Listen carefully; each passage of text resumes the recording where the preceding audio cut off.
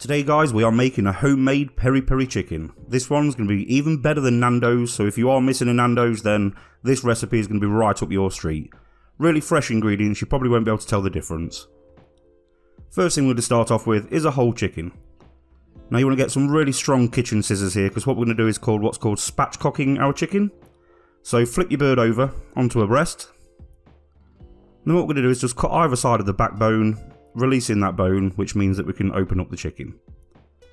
So with your bird lying down on the front, just get your scissors and straight up in between the legs, and then you're going to cut either side of that backbone. Straight down one side, straight down the other, cut off any excess skin, and then you're going to be able to open that bird up, and it's going to make this cook a hell of a lot quicker. So once you've got your chicken spatchcocked, what we're going to do now is just get a really sharp knife, and we're going to make some really deep incisions into this. So this is going to make it cook quicker, and also the marinade is going to go into those gashes and make it taste absolutely delicious. So with the bird out of the way, what we're going to do now is get on with the marinade. So into a food processor, we're going to be using some garlic, some fresh chili, 1 red pepper, a handful of fresh thyme, the zest and juice of a lemon, 3 spring onions, smoked paprika, a good quality extra virgin olive oil, and some red wine vinegar. So let's get these ingredients prepped and put into the food processor. So start with your garlic. It doesn't really matter which order you put these in, to be fair, so I don't quite know what I'm telling you, but never mind. All I do is just make sure that my vegetables are cut into small and manageable pieces, because this is only a small food processor, so it might struggle if you leave them quite chunky. So in with the chili, I'm going to leave the seeds in because I want a little bit of heat coming through there. And this is a fantastic way to cut a pepper so that you don't get any waste. Slice it down the side. Again, we're going to cut this into chunks so we can put it into the food processor.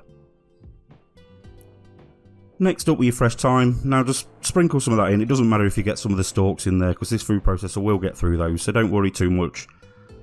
We're going to go in with the zest of the lemon. And then we're going to put the juice of that lemon in there as well. We are going to cut through this acidity with some sugar in a minute, so don't worry. 1 teaspoon of your smoked paprika goes in there, a nice heaped teaspoon. And then we're going to follow that by 4 tablespoons of your good quality olive oil. Once your oil's gone in, we're going to follow that with 3 tablespoons of red wine vinegar. Like I say, this will taste quite vinegary, but in a minute we do put some sugar in, which will alleviate that just a little bit. A good grind of salt goes in there now, followed by some freshly ground black pepper, and then your tablespoon of sugar. Now what you're going to do is just blend this together so that it goes nice and thin. You want like a nice thin paste, just to be able to go all over the top of your chicken. So once that's done, literally pour your sauce all over the chicken, and then don't be afraid, roll your sleeves up and get your hands in here. What you want to do is massage that sauce all over your chicken.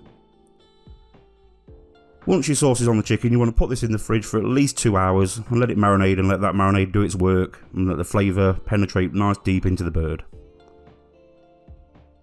So once the 2 hours is done, you want to put it into a preheated oven at 180 degrees Celsius for at least an hour, or until the internal temperature gets to 75 degrees Celsius. Once it's had its time, you must agree this is absolutely phenomenal. Honestly guys, this tasted absolutely delicious.